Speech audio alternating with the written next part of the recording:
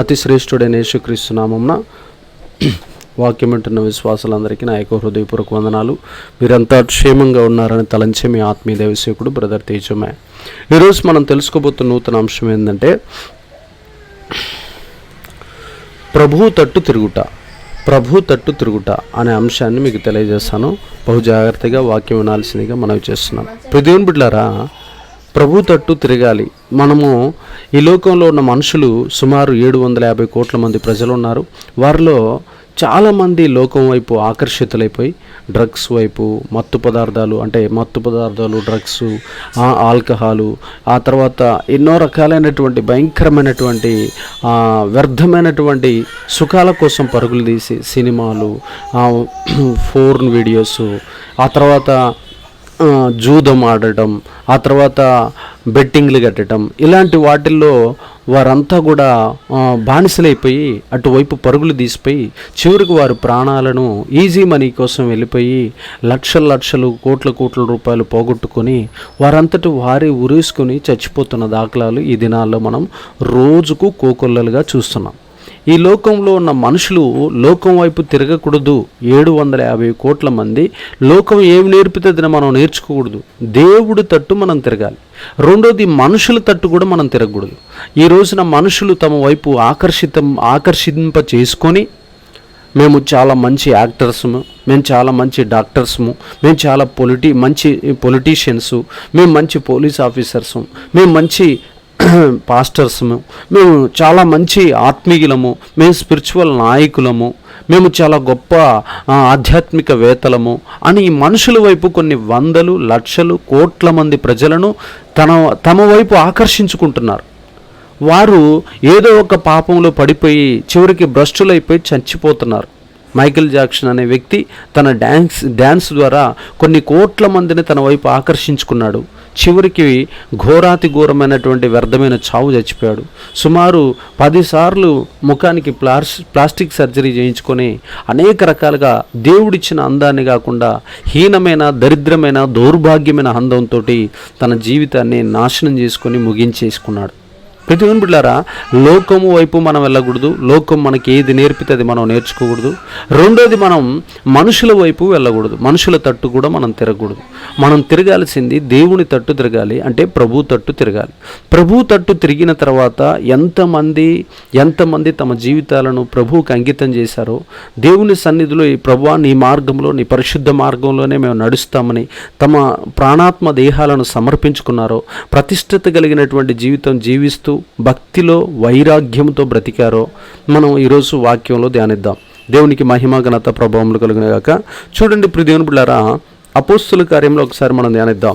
అపోస్తుల కార్యములు ఈరోజు ప్రధాన అంశంగా మనకు కనపడుతుంది. అపోస్తుల కార్యములు 9వ అధ్యాయం 32వ వచనాన్ని ఒకసారి ధ్యానిద్దాం. 9:32. ఆ తరువాత పేతురు సకల ప్రదేశములలో సంచారము చేయుచు లుద్దాలో కాపురమున్న పరిశుద్ధుల యొద్దకు వచ్చాను. అక్కడ పక్షవాయువు కలిగి 8 ఏండ్ల నుండి మంచము పట్టి ఉండిన ఐనయ్య అను ఒక మనుషుణ్ణి చూసి, పేతురు, ఐనయ్య, యేసుక్రీస్తు నిన్ను స్వస్థపరచుచున్నాడు, నీవు లేచి నీ పరుపును నీవే పరుచుకునమని అతనితో చెప్పగా వెంటనే అతడు లేచెను. లుద్దాలోను షారోనులోను కాపురమున్న వారందరూ అతను చూసి ప్రభు తట్టు తిరిగిరి. ఆమేన్. దేవునికి మహిమ, ఘనత, ప్రభావములు కలుగునుగాక. ప్రభు తట్టు తిరిగారు. లుద్దాలో షారోనులో కాపురమున్న ప్రజలందరూ కూడా ప్రభు తట్టు తిరిగిరి. పేతురు గారు ఒక 8 సంవత్సరాల పక్షవాయువు కలిగిన వ్యక్తిని లేపితే స్వస్థతా కార్యం జరగగానే వారి వెంటనే ఆ లుద్దాలోను ఆ యొక్క షారోనులో ఉన్నటువంటి ప్రజలందరూ ప్రభువును తట్టు తిరిగి ఇక నుంచి లోకం వైపు కానీ మనుషుల వైపు కానీ తిరిగి వారు చెప్పినట్లు జీవించకుండా ప్రభు వాక్యం ఏది చెబితే అది చేయటానికి తమ జీవితాలను, తమ హృదయాలను తిప్పుకున్నట్లు మనం ఇక్కడ లేఖనాల్లో చూస్తున్నాం. దేవునికి మహిమ, ఘనత, ప్రభావములు యుగయుగములు కలుగునుగాక. రెండో అంశాన్ని మనం చూద్దాం.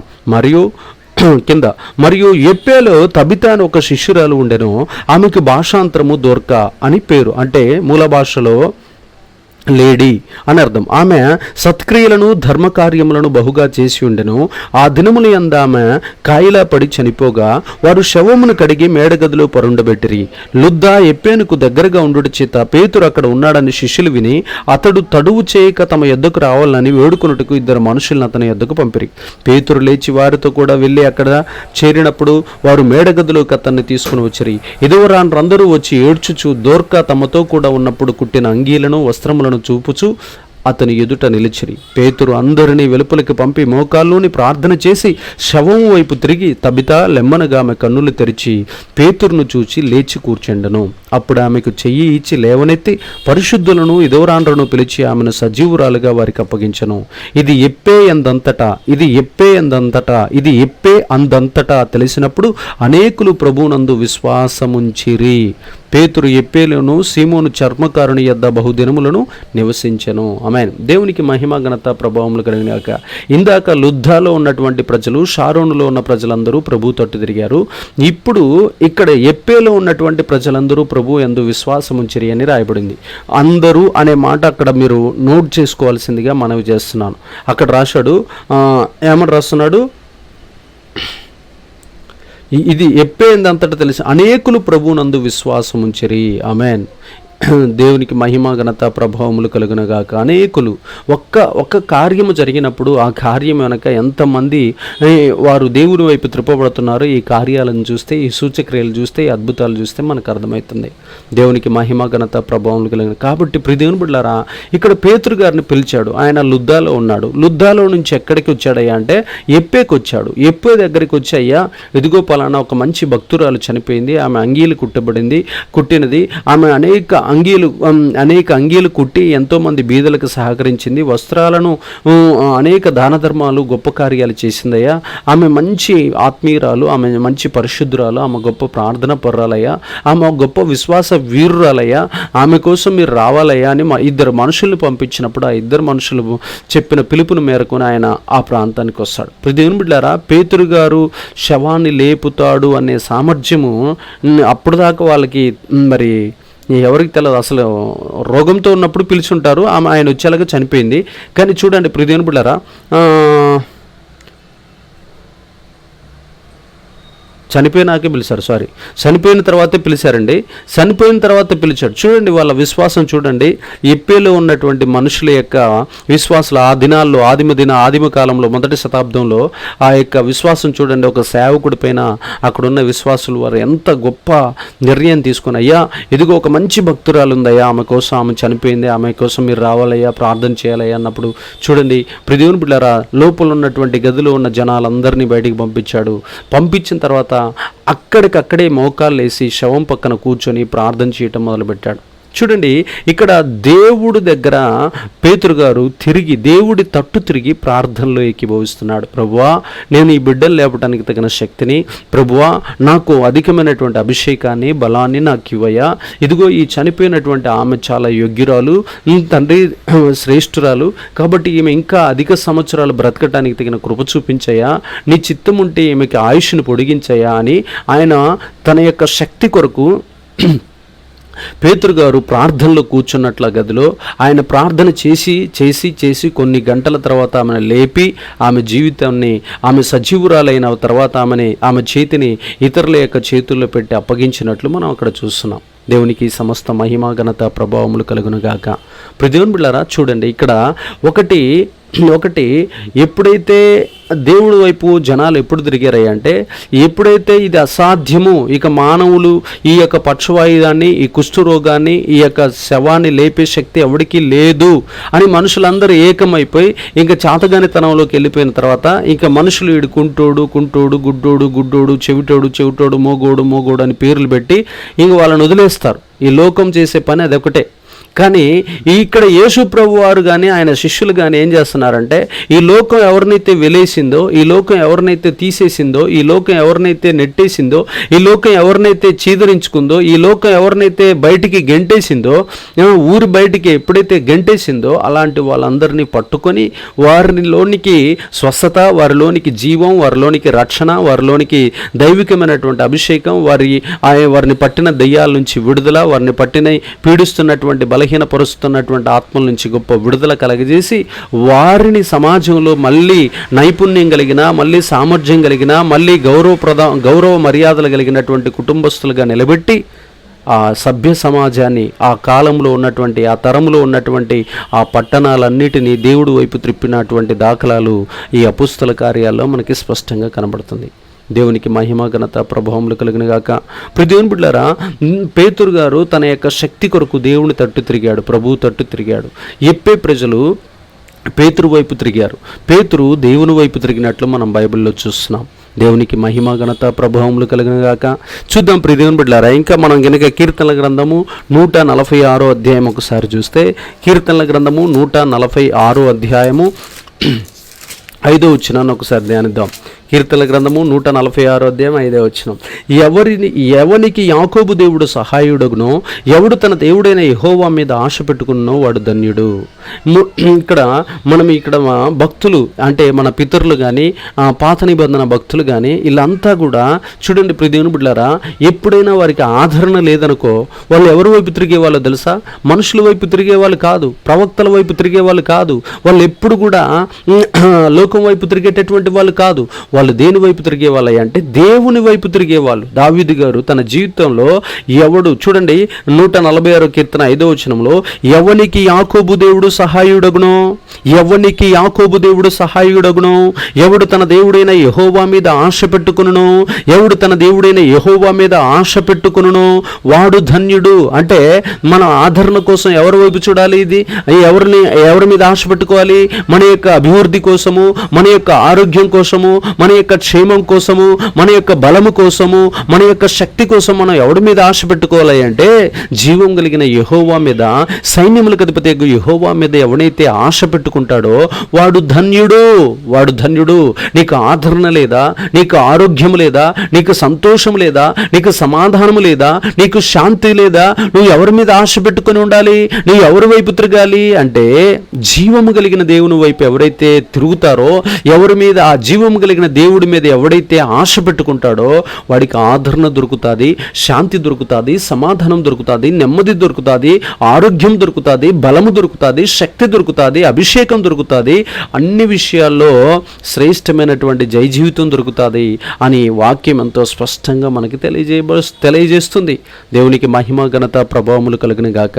పాత నిబంధన భక్తులందరూ కూడా లోకం వైపు చూడలా, మనుషుల వైపు చూడలా, వారి ఆదరణ యావత్తు ఎవరి వైపు చూశారంటే దేవుడు ఆదరణ కొరకు కష్టాల్లో, శ్రమల్లో, బాధల్లో, ఇరుకుల్లో, ఇబ్బందుల్లో, శత్రువుల మధ్య, అనేక రకాలైనటువంటి సాతాను క్రియల మధ్య, ధర్మశాస్త్ర ఆజ్ఞలు పాటించలేనప్పుడు పడిపోయిన స్థితిలో కూడా వారంతా కూడా ఆదరణ కోసం ఎవరి మీద ఆధారపడి ఉన్నారు, ఎవరి మీద ఆశ పెట్టుకున్నారంటే జీవం కలిగిన దేవుడి మీద ఆశ పెట్టుకుని ఉన్నారు. యాకోబు దేవుడి మీద వారు ఆనుకొని ఉన్నారు. మనం కూడా ఆదరణ లేనప్పుడు దేవుడి వైపే చూడాలి కానీ మనుషుల వైపు కానీ, లోకం వైపు కానీ, ఆ తర్వాత వస్తువుల వైపు కానీ, బంధువుల వైపు కానీ, చుట్టాల వైపు కానీ, రాజకీయ పార్టీ నాయకుల వైపు కానీ, లేకపోతే అధికారుల వైపు కానీ, లేకపోతే ఈ యొక్క ఎవరైతే మనుషులు గొప్ప గొప్ప పాత్రలు ధరించి ఉంటారో వారి వైపు కానీ మనం చూడకుండా దేవుని మీద మనం ఆశ పెట్టుకుని ఉండేదము గాక. స్తోత్రం. ఆ తర్వాత అపోస్తుల కార్యములు 14వ అధ్యాయం 15వ వచనం చూస్తే, అపోస్తుల కార్యములు 14వ అధ్యాయము, అపోస్తుల కార్యములు 14వ అధ్యాయము 15వ వచనాన్ని ఒకసారి మనం ధ్యానిద్దాం. అపోస్తుల కార్యములు 14వ అధ్యాయము 15వ వచనాన్ని ఒకసారి మనం ధ్యానిస్తే అక్కడ ఇంకా మనం ఏం చేయాలో కూడా అపోస్తుల కార్యములు 14వ అధ్యాయం 15వ వచనం, అయ్యలారా మీరు ఎందుకు ఇలాగ చేయుచున్నారు? మేము కూడా మీ స్వభావం వంటి స్వభావము గల నరులమే.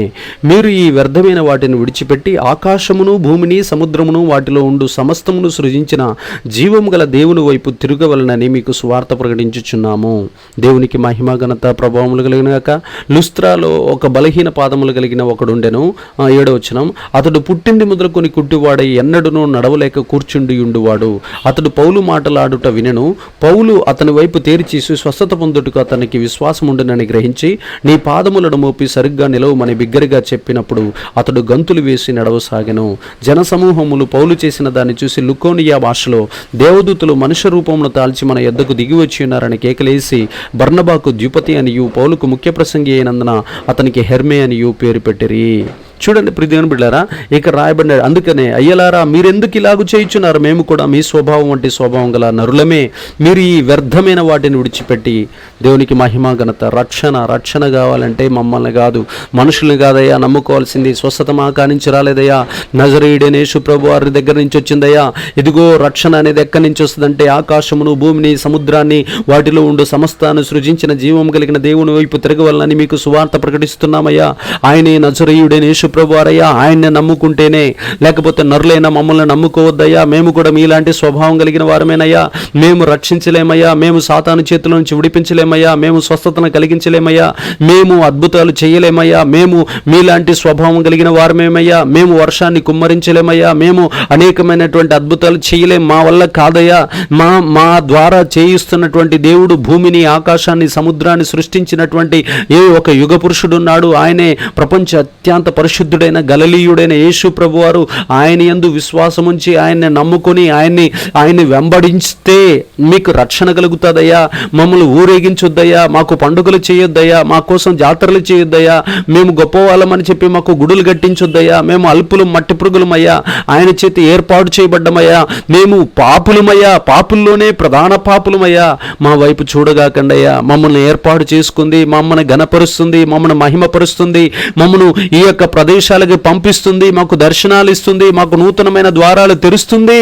నజరేయుడైన యేసు ప్రభు వారయ్యా, ఆయనందు విశ్వాసం ఉంచండి అయ్యా. వ్యర్థమైన వాటిని విడిచిపెట్టండి అయ్యా, పనికి మాలిన వాటిని వదిలిపెట్టండి అయ్యా, ప్రకృతి సంబంధమైన వాటిని విడిచిపెట్టండి అయ్యా, సృష్టిలో సృజించబడిన వస్తువులను విడిచిపెట్టండి అయ్యా, పక్షులను జంతువులను మనం తయారు చేసుకున్నటువంటి విగ్రహాలను విడిచిపెట్టండి అయ్యా అని ఎంతో స్పష్టంగా అక్కడ చెప్పుచున్నట్లు మనం బైబిల్లో చూస్తున్నాం. దేవునికి మహిమ ఘనత ప్రభావములు కలిగిన గాక. రక్షణ కలగాలంటే యేసు ప్రభు వారు తప్ప. ఒక వ్యక్తి బాగు కావాలన్నా, ఒక వ్యక్తి పరలోకం వెళ్ళాలన్నా 2 రకాలైనటువంటి మరణాలు ఉంటాయి. ఒకటి భౌతిక సంబంధమైన మరణం, 2 ఆత్మ సంబంధమైన మరణం. భౌతిక సంబంధమైన మరణము ఇదిగో ఈ శరీరానికి వస్తుంది, ఆ శరీరాన్ని తీసుకెళ్లి భూమిలో పూడ్చిపెడతారయ్యా. కానీ ఆత్మ సంబంధమైన మరణం ఒకటి ఉందయ్యా. ఆ ఆత్మ సంబంధమైన మరణము మన దగ్గరికి రాకుండా, మనం నరకానికి వెళ్లకుండా ఉండాలంటే నజరేయుడైన యేసు ప్రభువారిని నమ్ముకోవాలయ్యా. నజరేయుడైన యేసు ప్రభువారిని నమ్ముకున్న తర్వాత ఆయన చెప్పిన ఆజ్ఞలు పాటించాలి, నమ్మి బాప్తిసం పొందాలి, మారు మనసుకు తగిన ఫలాలను ఫలించాలయ్యా. ప్రార్థనా జీవితం జీవించాలి, పరిశుద్ధంగా జీవించాలి, ఉపవాసాలతో నలగొట్టుకుంటూ ఉండాలి శరీరాన్ని నిత్యము అతి పరిశుద్ధతలోనికి, కృప వెంబడి కృపలోనికి, ఇదిగో ఆ దేవుని యొక్క దివ్యమైనటువంటి మహిమ నుండి అధిక మహిమలోనికి, దినదినము క్రీస్తు సారూప్యతలోనికి, క్రీస్తు పరిపూర్ణతలోనికి, క్రీస్తు సంపూర్ణతలోనికి మనము పరుగులు తీస్తూ ఉండాలయ్యా అని పౌలు గారు, అక్కడ ఉన్నటువంటి బర్నబా గారు ఆ లుస్త్రాలో ఉన్నటువంటి ప్రజలకు చెప్పుచున్నటువంటి దాఖలాలు అవి. దేవునికి మహిమ ఘనత ప్రభావములు కలిగిన గాక. అప్పుడు ఆ ప్రాంతంలో ఉన్న వారంతా కూడా ఆ మాటలు విన్న తర్వాత దేవుని విశ్వసించినట్లు, వారు దేవుని తట్టు తిరిగినట్లు, ఆ అద్భుతాలు చూసిన తర్వాత నిజమైన దేవుడు లుస్త్రాలో, నిజమైన దేవుడు యేసు ప్రభువారని వారు అనేక మంది వారు చెప్పిన సాక్ష్యాన్ని బట్టి యేసు ప్రభువారిని అంగీకరించి విశ్వసించినట్లు మనం బైబిల్లో చదువుతున్నాం. దేవునికి సమస్త మహిమ ఘనత ప్రభావములు కలిగిన గాక. మనం కూడా రక్షణ కలగాలంటే ప్రకృతి వైపు చూడకూడదు. రక్షణ కలగాలంటే మన ఆత్మ పరలోకం వెళ్ళాలంటే, మనము యుగ యుగాలు దేవుడితో నడిచి ఆయనతో ఉండాలి అంటే, భూలోకంలో ఒక 70, 80, 90, 100 సంవత్సరాలు ఎలా అయితే బ్రతుకుతామో అలాగే యుగ యుగాలు పరలోకంలో మనం ఉండాలంటే ప్రభు అయిన యేసుక్రీస్తు వారి యొక్క అడుగుజాడల్లో నడుస్తూ ఆయన యొక్క చెప్పిన ఆజ్ఞల మార్గంలో ఆయన వెంబడిస్తే ఖచ్చితంగా ఆయన రాజ్యంలో మనం ఉంటామని వాక్యం తెలియజేస్తుంది. దేవునికి మహిమ ఘనత ప్రభావములు కలుగును గాక. అందుకని ప్రియ దేవుని బిడ్డలారా, మనం చాలా జాగ్రత్తగా తర్వాత చూడండి, దావీదు గారు రాసిన కీర్తనల గ్రంథము 51వ అధ్యాయం ఒకసారి మనం ధ్యానిద్దాం. కీర్తనల గ్రంథము 51వ అధ్యాయము 13వ వచనం, 51:13 ఒకసారి ధ్యానిస్తే అక్కడ దావీదు గారు తన అనుభవాన్ని తెలియజేస్తున్నాడు. 13 ఒకసారి చూడండి. అప్పుడు అతిక్రమము చేయు వారికి నీ త్రోవలను బోధించదను, పాపులు నీ తట్టు తిరుగుదురు. దేవునికి మహిమ ఘనత ప్రభావములు కలుగును గాక. చూడండి ప్రియ దేవుని బిడ్డలారా, పాప క్షమాపణ పొందాలంటే కూడా మనం ఎవరి వైపు తిరగాలంటే దేవుని వైపు తిరగాలి.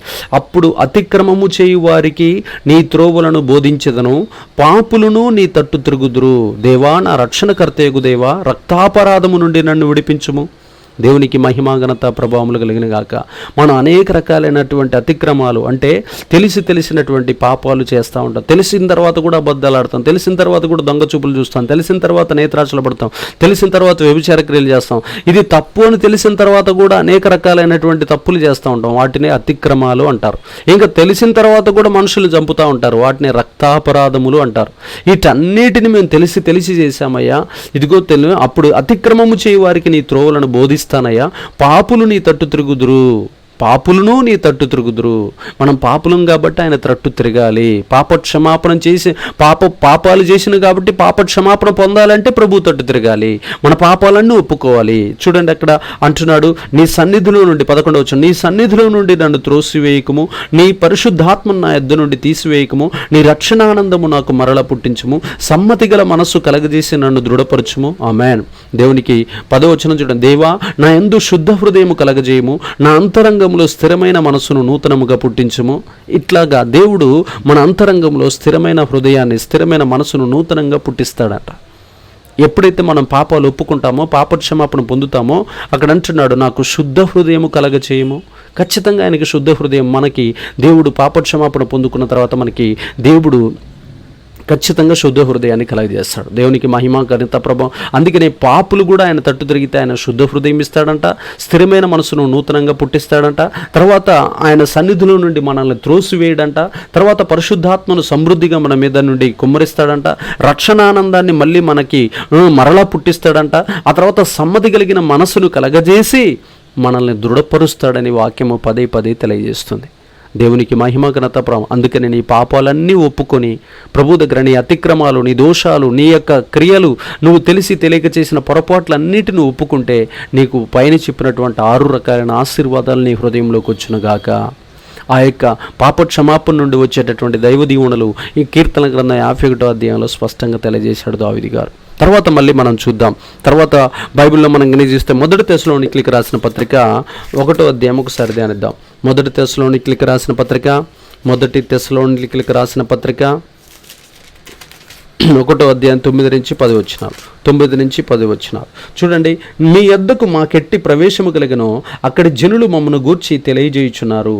మరియు మీరు విగ్రహములను విడిచిపెట్టి జీవము గలవాడును సత్యవంతుడునగు దేవునికి దాసులగుటకును దేవుడు మృతుల్లో నుండి లేపిన యేసు అనగా రాబో ఉగ్రత నుండి మనల్ని తప్పించుచున్న ఆయన కుమారుడైన యేసు పరలోకము నుండి వచ్చునని ఎదురుచూచుటకును మీరు ఎలాగూ దేవుని వైపునకు తిరిగితురో ఆ సంగతి వారే తెలియజేయుచున్నారు. దేవునికి మహిమ ఘనత ప్రభావములు కలుగునుగాక. చూడండి, ఓ తెస్సలోనికీయులారా, మేము మీ పట్టణాలకు వచ్చినప్పుడు, తెస్సలోనికీకి వచ్చినప్పుడు మీ చుట్టుపక్కల ఉన్నటువంటి ప్రజలందరూ మీ గురించి మంచి సాక్ష్యం చెబుతున్నారయ్యా. ఏమని చెప్తున్నారు? మీరు జీవం కలిగిన దేవుణ్ణి విశ్వసించారని, విగ్రహాలన్నిటిని విడిచిపెట్టారని, మీరు అసత్యమైనటువంటి మార్గాన్ని వదిలిపెట్టి జీవం కలిగిన దేవుణ్ణి నమ్ముకుని ఆయన వెంబడిస్తున్నారని, ఇదిగో మీ యొక్క పట్టణస్థులు మా దగ్గరకు వచ్చినప్పుడు చెప్పుచున్నారయ్యా.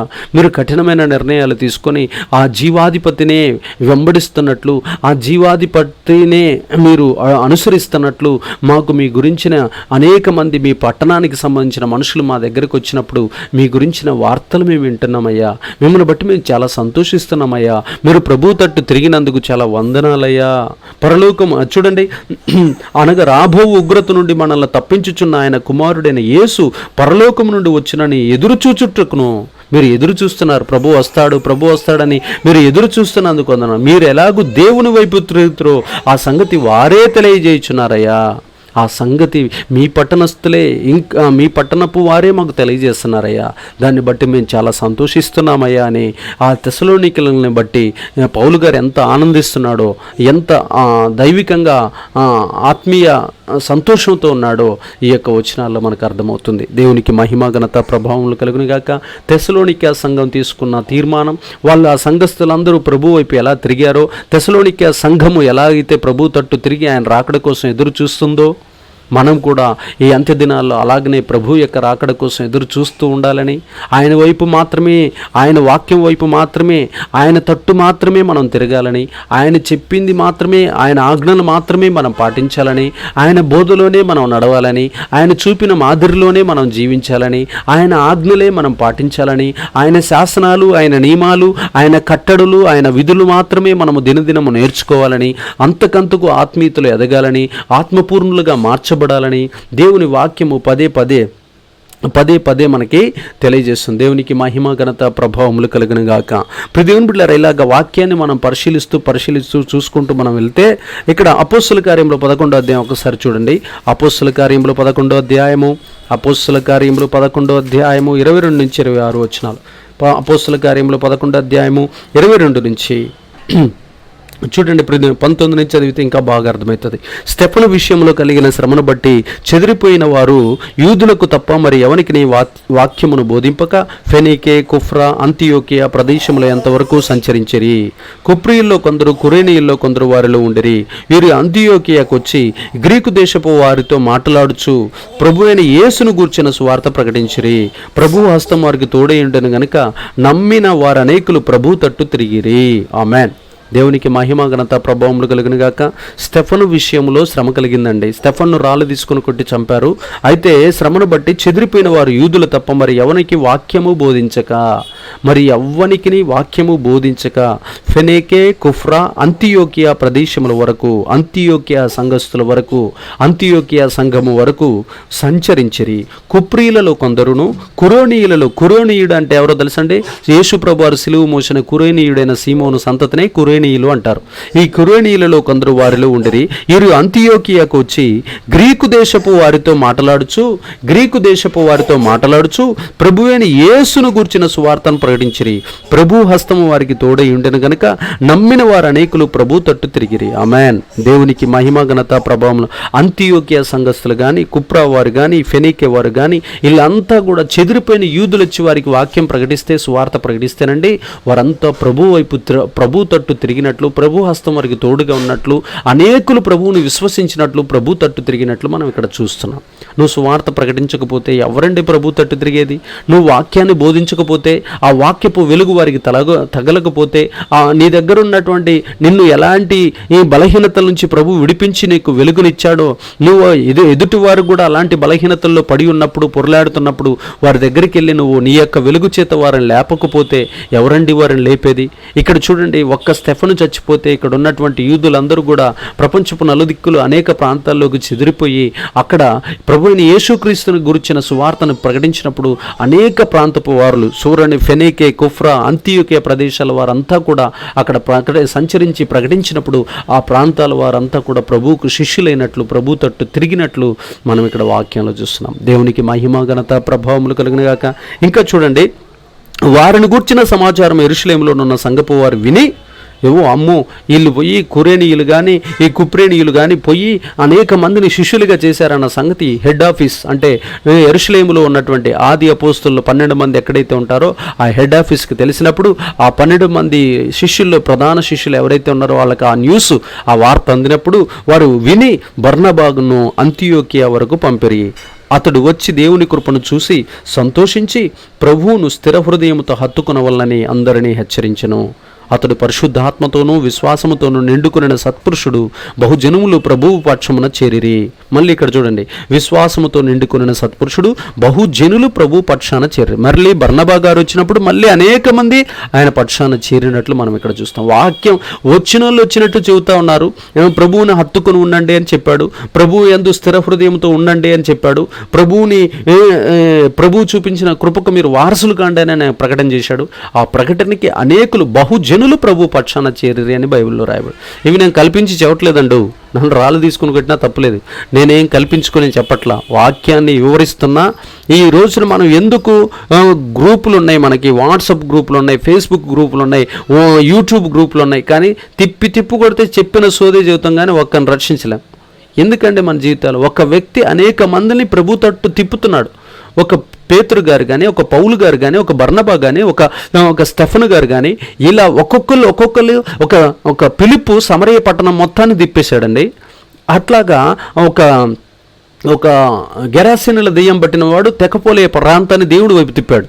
ఇలాగ ఒక్కొక్కళ్ళే తమ తమ ప్రాంతాలను దేవుని వైపు త్రిప్పినట్లు, వాక్యం వైపు త్రిప్పినట్లు, ఆ యొక్క మూఢాచారాల నుంచి, మూఢనమ్మకాల నుంచి, వారు పాటిస్తున్న విగ్రహారాధన నుంచి, వారు వెంబడిస్తున్న ప్రకృతి సంబంధమైనటువంటి వారు పెట్టుకున్న గృహదేవతల నుంచి, వారు పెట్టుకున్న మంత్రాల నుంచి, వారు పెట్టుకున్న తంత్రాల నుంచి, వారు పెట్టుకున్నటువంటి దరిద్రమైనటువంటి వ్యర్థమైన మూఢనమ్మకాల నుంచి ప్రజల్ని విడిపించి వారిని అందరినీ ప్రభు తట్టు తిరిగేటట్లు చేశారండి. ఈ రోజున వారు ఆ రోజున పునాదులు వేశారు కాబట్టి ఈ రోజున యూరోప్ కంట్రీస్ అన్నీ సకల సంపదలతో తొలతూగుతున్నాయండి. వారు ఈ రోజున మూఢనమ్మకాలు నమ్మరు. యూరోప్ కంట్రీస్లో పుట్టిన ఏ వ్యక్తి కూడా మూఢనమ్మకాలు లేనటువంటి గొప్ప గొప్ప సైంటిస్టులుగా, ప్రపంచ ప్రఖ్యాతి చెందిన మేధావులుగా, నోబెల్ బహుమతి గ్రహీతలుగా ఈ రోజున ప్రపంచాన్ని ఏలుతున్నారు. ప్రపంచము వారి గుప్పిట్లో పెట్టుకున్నారు. ప్రపంచ కుబేరులుగా మారిపోయి ఉన్నారంటే కారణం ఏంటంటే ఆ రోజున పౌలు గారు, ఆ రోజున బర్నబా గారు, ఆ రోజున స్టెఫన్ గారు, ఆ రోజున పేతురు గారు, ఆ రోజు ఫిలిప్పు గారు వేసినటువంటి పునాదులను నమ్మారు, ప్రభు తట్టు తిరిగారు. ఈ రోజున ప్రపంచంలోనే అత్యంత ధనవంతులుగా వర్ధిల్లుతున్నారు. దేవునికి మహిమ ఘనత ప్రభావములు కలుగునుగాక. చూడండి, అంతటా అతడు సౌలును వెదుకుటకు తార్సునికి వెళ్ళి అతన్ని కనుగొని అంతియోకియాకు తోడుకొని వచ్చెను. వారు కలిసి 1 సంవత్సరం అంతయు సంఘములో ఉండి బహుజనములకును వాక్యము బోధించిరి. మొట్టమొదట అంతియోకియాలో శిష్యులు క్రైస్తవులు అనబడిరి. అసలు క్రైస్తవులు అయితే యెరూషలేములో ఉంటారు, కానీ యెరూషలేములో ఉన్న వారిని క్రైస్తవులు అంటే అందరికీ తెలిసిందే. కానీ మొట్టమొదటిసారిగా యూదా దేశానికి బయట ఉన్నటువంటి దేశంలో ఎవరైతే యేసు ప్రభు వారిని నమ్ముకుని శిష్యులుగా మార్చబడ్డారో వారే అంతియోకియా సంఘపు వారు. వారినే బైబిల్ పరిభాషలో మొట్టమొదటి క్రైస్తవులు అని డిసైడ్ చేశారు, స్టేట్మెంట్ ఇచ్చారు. యెరూషలేము సంఘ సభ్యులైనటువంటి ఆది అపోస్తలుల సంఘ నాయకులు. దేవునికి మహిమ ఘనత ప్రభావములు కలుగును గాక. దేవుని బిడ్డలారా, చూడండి, ఇట్లా ఒక్కొక్కటి ఆ తర్వాత వారికి ఇచ్చిన దర్శనాలు పట్టుకొని బర్నబా గారు, వారికి ఇచ్చినటువంటి దర్శనాలను పట్టుకొని పౌలు గారు, వారికి ఇచ్చినటువంటి దర్శనాన్ని పట్టుకొని షీల గారు, వారికి ఇచ్చిన దర్శనాన్ని బట్టి తిమోతి గారు అనేక ప్రాంతాలను కదిలించినట్లు మనం బైబిల్లో చూస్తున్నాం.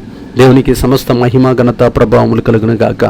దేవుని బిడ్డలారా, ఇలాగ మనం బైబిల్లో చెప్పుకుంటూ పోతుంటే యేసు ప్రభు వారు కూడా ఒక మాట అంటాడు. అయ్యా, యేసు ప్రభు వారు ఏమంటాడో ఒకసారి మనం చూద్దాం. యోహాను సువార్త 4వ అధ్యాయము, యోహాను సువార్త 4వ అధ్యాయం 21వ వచనం. యోహాను సువార్త 4వ అధ్యాయము ఒకసారి మనం పరిశీలించి చూద్దాం. యోహాను సువార్త 4వ అధ్యాయము ఒక మాట చదువుకొని ముగించుకుందాం. యోహాను సువార్త 4వ అధ్యాయం 21వ వచనం. మీరు మీకు తెలియని దాన్ని ఆరాధించువారు, మేము మాకు తెలిసిన దాన్ని ఆరాధించువారము. రక్షణ యూదుల్లో నుండియే కలుగుచున్నది. అయితే యథార్థముగా ఆరాధించువారు ఆత్మతోనూ సత్యముతోనూ ఆరాధించి తండ్రిని ఆరాధించు కాలము వచ్చుచున్నది, అది ఇప్పుడు వచ్చే ఉన్నది. తన్ను ఆరాధించువారు అట్టివారే కావాలని తండ్రి కోరుచున్నాడు. దేవుడు ఆత్మ గనక ఆయనను ఆరాధించువారు ఆత్మతోనూ సత్యముతోనూ ఆరాధింపవలను. దేవునికి సమస్త మహిమ ఘనత ప్రభావములు కలిగిన గాక. ఇక్కడ చూడండి, యేసు ప్రభు వారు స్వయం తండ్రిని ఆరాధించు కాలము వచ్చుచున్నది, అది ఇప్పుడు వచ్చే ఉన్నది అన్నాడు. అంటే ఒకప్పుడు యేసు ప్రభు వారు పుట్టక తలకు, బాప్తిస్మిచ్చి యోహాను పుట్టక తలకు వారంతా కూడా ధర్మశాస్త్ర ప్రకారము బలులు అర్పించేవారు. కానీ ఆ బలులు శారీరక సంబంధమైనటువంటి బలులు, అంటే పాపం చేస్తే చేసేది. ఇప్పుడు అలాంటి బలులు అవసరం లేదు. అప్పుడు పాపాన్ని ఒప్పుకొని అలాగ బలులు అర్పించిన తర్వాత ఆరాధన చేసేవాళ్ళు. ఇప్పుడు ఈ క్రొత్త నిబంధనలో ఆరాధన ఎలా చేయాలయ్యా అంటే, మన యొక్క ప్రాణాత్మ దేహాలనే దేవునికి సజీవ యాగముగా సమర్పించి ఆరాధన చేయాలి. అంటే ఇప్పుడు మన ఆత్మతోటే ఆరాధన చెయ్యాలి. అది ఇప్పుడు వచ్చే ఉన్నది. దేవుణ్ణి చూడండి, అక్కడ రాస్తున్నాడు, తండ్రిని ఆరాధించు కాలము వచ్చుచున్నది అంటే ఆయన కానించి స్టార్ట్ అయింది. ఆయన కానించి స్టార్ట్ అయ్యి అది ఇప్పుడునూ వచ్చే ఉన్నది, ఇప్పుడే వచ్చింది అని చెప్పినప్పుడు ఆమె లోపల ఉన్నటువంటి భ్రష్ట, ఆ సమరయ స్త్రీలో ఉన్నటువంటి భ్రష్ట దురాత్మలు ఎప్పుడైతే వెళ్ళిపోయాయో ఆ తర్వాత ఆమె చూడండి, ఆ ప్రాంతంలో వారందరూ తన యొక్క సమరయ ప్రాంతంలో ఉన్నటువంటి వారందరి దగ్గరికి మెస్సియాని తీసుకుని వెళ్ళి పరిచయం చేసినప్పుడు ఆ ప్రాంతం అంతా చూడండి, లోకరక్షకుడు గురించి అక్కడ మాట్లాడబడి ఉంటుంది. చూడండి, అక్కడ 39 వచ్చింది. నేను చేసినవన్నీ నాతో చెప్పినని సాక్ష్యం ఇచ్చిన స్త్రీ యొక్క మాటను బట్టి ఆ ఊరిలోని సమరయులలో అనేకులు ఆయన యందు విశ్వాసం ఉంచిరి. ఆ ఊరిలోని అనేకులు ఆయన యందు విశ్వాసం ఉంచిరి. ఆమె చేసిన పాపమంతా తన ప్రజల ముందు ఒప్పుకుంటుంది. అయ్యా, నేను 6 పాపం చేశాను, విడిగా వ్యభిచారం చేశానయ్యా, నేను ఎన్ని పాపాలైతే చేశానో అన్ని పాపాలు నా గురించి నాకే చెప్పాడయ్యా, నేను పాపినని నా పాపాలు నేను తెలుసుకున్నానయ్యా, నేను ఊర్లోకి రావటానికి కూడా నేను అర్హత లేనటువంటి దాన్ని ఈ రోజున నేను ఎందుకు ఇంత ధైర్యం చేసి వస్తున్నానంటే నేను ఇక్కడి నుంచి మారానయ్యా, మారతానయ్యా, మారు మనసు పొందానయ్యా. మా తాత యాకోబు బావి దగ్గర నేను ఆ పొలం దగ్గర ఆ బావి దగ్గర నేను నీళ్లు పెట్టుకొని ఆ పొలాన్ని అంటి పెట్టుకుని నేను పాపం చేశానయ్యా. మా తాత పేరు కూడా చెప్పాడు, మా తాత కంటే ముందున్నవాడని చెప్పాడు. ఇదిగో నేను వెతుకుతున్నటువంటి రాబోతున్న బైబిల్లో రాసినటువంటి మెస్సియా అని నేను ఇతనిలో కనుగొన్నానయ్యా అని ఆమె స్టేట్మెంట్ ఇచ్చినప్పుడు ఆ ఊర్లో ఉన్న వాళ్ళందరూ కూడా అనేకులు ఆశ్చర్యచకితులై ప్రభువునందు విశ్వాసం ఉంచి ప్రభు తట్టు తిరిగినట్లు మనం అక్కడ చూస్తున్నాం. ఆ సమరయులు ఆయన యొద్దకు వచ్చి తమ యొద్ద ఉండమని ఆయన్ని వేడుకునేరు గనుక ఆయన అక్కడ 2 దినములుండెను. ఆయన మాటలు వినినందున ఇంకను అనేకులు నమ్మి ఆ స్త్రీని చూసి, ఇక మీదట నువ్వు చెప్పిన మాటను బట్టి కాక మా మట్టుకు మేమే విని ఈయన నిజముగా లోకరక్షకుడని తెలుసుకుని నమ్ముచున్నామనిరి. నువ్వు చెప్పింది నమ్మటం కాదు, ఈయన చెప్పిన మాటలు మాకే అర్థమేని, ఇక నుంచి నువ్వు చెప్పే వాటిని కాకుండా మా అంతటా మేమే నమ్మి ఈయనే నిజముగా లోకరక్షకుడని నమ్మి మేము విశ్వసిస్తున్నాము. అనేకులు ఆయన దగ్గరికి వచ్చి ఆ సమరయ ప్రాంతంలో ఉన్న వాళ్ళంతా ప్రభువు తట్టు తిరిగినట్లు, ఆ సమరయ ప్రాంతం అంతా ప్రభువుకు హస్తగతమైనట్లు మనం బైబిల్లో చూస్తున్నాం. దేవునికి సమస్త మహిమ ఘనత ప్రభావములు కలిగినగాక. ప్రతిదిన బిడ్డలారా, నీ సాక్ష్యం అనేక మందిని కదిలించునుగాక. నువ్వు చెప్పే మాటలు, నువ్వు జీవించే జీవిత విధానం, నీ ప్రవర్తన, నీ సాక్ష్యము, నువ్వు బోధించే బోధ అనేక మందిని కదిలించునుగాక. అదే దేవుడు కోరుకుంటుంది. నిన్ను ఏదో సాధారణమైన వ్యక్తిగా నిలబెట్టాలనుకుంటున్నా, నిన్ను ఒక్కడిని కొన్ని కోట్ల మందిని తన వైపు త్రిప్పేటటువంటి ఒక ఆయుధంగా వాడుకోవాలని దేవుడు కోరుకుంటున్నాడు. అలాగ నీ మాటలు, నీ సాక్ష్యం గనుక ఎంత గొప్పగా ఉంటే అంతమంది నీవు నేను మనమందరం కూడా లోకరక్షకుడైన యేసు ప్రభువారి వైపు ప్రజలను త్రిప్పెదముగాక. ఆయన్ని ఆరాధించే సమయం ఇప్పుడే. మన ప్రాణాత్మ దేహాలతో ఏ పాపం చేయకుండా మనము ఆయన్ని ఆరాధించేటటువంటి కాలము వచ్చే ఉన్నది ఆయన చెప్పుచున్నాడు. దేవునికి మహిమ ఘనత ప్రభావములు కలిగినగాక. ప్రతిదిన బిడ్డలారా, ఇలాగా ఈ రోజున మనం చాలా సందర్భాల్లో చూస్తున్నాం. ఆ రోజు ఒక ఆయన ఈ నినివే పట్టణానికి వెళ్ళి సువార్త ప్రకటించేయని చెప్తే యోనా గారు తర్షీషు ఓడెక్కి వేరే ప్రాంతానికి వెళ్తే మళ్ళీ అక్కడ ఆయనకి బుద్ధి చెప్పి తిమింగలం నోట్లో పడి ఆ తర్వాత నుంచి బయటికి వచ్చి మళ్ళీ నినివేకి వెళ్ళినప్పుడు ఆయన ఒక్క దినమంత దూరం వెళ్ళి ప్రయాణం ఆ నినివే పట్టణంలో సువార్త ప్రకటించగా అక్కడున్న పశువులు, పక్షులు, తర్వాత అక్కడున్నటువంటి ప్రజలు, సైనికులు, అధికారులు, ప్రధానులు, రాజు అందరూ కూడా గోనె పట్టేసుకొని 40 దినాలండి ఆహారం తినకుండా నీళ్లు తాగకుండా ఉపవాసాలు ఉన్నట్లు మనం అక్కడ బైబిల్లో స్పష్టంగా చూస్తున్నాం. చూడండి, వారి పాపాలు వారు ఒప్పుకొని పశ్చాత్తాపడినప్పుడు వారి మీదకి పంపిస్తానన్న కీడు మళ్ళీ దేవుడు వారి దగ్గరికి పంపించకుండా దేవుడు పశ్చాత్తాపడి వారిని బ్రతకడానికి ఇంకొక 1000 సంవత్సరాల ఆయుష్ పొడిగించినట్లు ఆ తర్వాత మళ్ళీ మనం కొన్ని దినాల్లోకి మనం ఎక్కడికి మనము ఏంటిది ఉపధ్యాయ గ్రంథం దగ్గరికి వెళ్ళాకల్లా ఒక 1000 సంవత్సరాల మధ్యలో మళ్ళీ వాళ్ళు పాపం అధికంగా చేసి ఆ తర్వాత వాళ్ళ జీవితాలు పతనమైపోయినట్లు మనం చూస్తాం. కానీ ఆ తరం అయితే ఎలా రక్షించబడిందో, ఆ తరంలో ఉన్న వారంతా ఎలాగ పరలోకం చేర్చబడ్డారో ఆ యొక్క యోనా గ్రంథాన్ని చదివితే మనకు అర్థమవుతుందండి. దేవునికి సమస్త మహిమ ఘనత ప్రభావములు కలుగునుగాక. ప్రతిదిన బిడ్డలారా, చూడండి, ఇలాగ మనం బైబిల్లో చదువుకుంటూ పోతుంటే ఎన్ని రకాలైనటువంటి వాక్యాలను మనం వింటూ ఉంటుంటే మనకి చాలా ఆసక్తి. కానీ ఇప్పుడు నేను మీకు చెప్పాలనుకున్న విషయం ఏంటంటే, మనం అంతా వింటున్న ప్రతి ఒక్కరము లోకం వైపు తిరగకుండా, లోకంలో అంతా మాయ ఉందని, లోకంలో మత్తు ఉందని, లోకంలో వ్యభిచారం ఉందని, లోకంలో అబద్ధం ఉందని, లోకంలో కుట్రలు, కుతంత్రాలు, నరుక్కోవటం, చంపుకోవటం, హత్యలు, రేపులు ఉన్నాయని అవన్నీ గ్రహించి లోకం వైపు చూడకుండా, అది పాపమని గ్రహించి లోకాన్ని ఆశించకుండా, డబ్బుల కోసం పరుగులు తీయకుండా, పని అని పని కోసం పరుగులు తీయకుండా, ఈ డబ్బులు సంపాదించాలని దేవుణ్ణి వదిలేసి నువ్వు ఏం సాధించలేవు. లోకం నిన్ను నాశనం చేస్తుంది. రెండోది మనుషులు అని చెబితే నీ స్థితిని బట్టి నీకు విలువిస్తారు. నీకున్న హోదాని బట్టి, నీకున్న కారును బట్టి, నీకున్న వజ్రాలను బట్టి, నీకున్న చదువును బట్టే వారు నీకు గౌరవిస్తారు తప్ప నువ్వు చెప్పులు లేకుండా తిరుగుతుంటే ఒక్కడు కూడా నేను పట్టించుకోడు. నువ్వు ఏమీ లేకుండా ఒక గుడిసెలో ఉంటే నేను ఎవడు రా ఇంటికి భోజనానికి రమ్మని కూడా పిలవడు. అలాంటి ఆత్మీయులు మనుషుల్లో నీకు కనబడరు. కాబట్టి నువ్వు మనుషులను ఆశ్రయించవద్దు, మనుషుల వైపు తిరగవద్దు. నువ్వు ఆ తర్వాత లోకం వైపు తిరగవద్దు, ఆశల వైపు తిరగవద్దు. నీ శరీరం చెప్పిన దురాశలు తీర్చుకోవటం కోసం నువ్వు పరుగులు తీయొద్దు. నువ్వు దేవుని తట్టు తిరుగు, వాక్యం తట్టు తిరుగు. వాక్యములో ఉన్న వాక్యం ఏదైనా సరే నువ్వు పని చేయాలన్నప్పుడు ప్రార్థన చేసుకో. నీకేదన్నా డౌట్ వచ్చిందనుకో సేవకుని అడుగు. నీకేది తెలియదనుకో వాక్యం చదువు బాగా. వాక్యం చదివి పిల్లలకి పేర్లు పెట్టాలంటే వాక్యం చదువు, పిల్లలకి పెళ్ళిళ్ళు చేయాలన్న వాక్యం చదువు, పిల్లలకి లేకపోతే సంతానం కలిగే విషయంలో ఏం చేయాలి, పెళ్ళిళ్ళు చేసే విషయంలో ఏం చేయాలి, ఇల్లు కట్టే విషయంలో ఏం చేయాలి, పొలాలు వేసే సమయంలో ఏం చేయాలి, నాట్లు వేసే సమయంలో ఏం చేయాలి, ఆ తర్వాత అన్నం తినే టైంలో ప్రార్థన ఎలా చేసుకోవాలి, ఆ తర్వాత ఏ సమయానికి ఎలా బ్రతకాలి, ఎలా నడవాలి, ఎవరితో ఎలా మాట్లాడాలి, రాజులతో ఎలా మాట్లాడాలి, అధికారులతో ఎలా మాట్లాడాలి, ఇవన్నీ కూడా బైబిల్లోనే ఉన్నాయండి. నువ్వు ఏ టైంలో ఇల్లు కట్టిన తర్వాత పిట్ట కూడా కట్టకపోతే శాపం అని కూడా బైబిల్లో ఉందండి. ఫస్ట్ టైము ఒక వ్యక్తి మల విసర్జన చేసిన తర్వాత గుంత తీసి దాంట్లో మలము కూర్చొని తర్వాత దాన్ని పూడ్చి చేయాలని ఫస్ట్ టైం బైబిల్లోనే బాత్రూమ్ గురించి బైబిల్లో ప్రకటించబడిందండి. వ్యర్థమైనటువంటి విష జంతువులను తింటే మనిషి లోపలికి భయంకరమైన వైరస్లు వచ్చి మనిషిలో రక్తం గడ్డు కట్టుకొని చచ్చిపోతాడని, పందిని తింటే పంది కొవ్వు మనిషి రక్తానికి తగిలినప్పుడు పంది కొవ్వు అరగక మనిషికి అనేక రకాలైన రోగాలు వచ్చి మనుషులు చచ్చిపోతారని ఇవన్నీ బైబిల్ స్పష్టంగా తెలియజేసిందండి.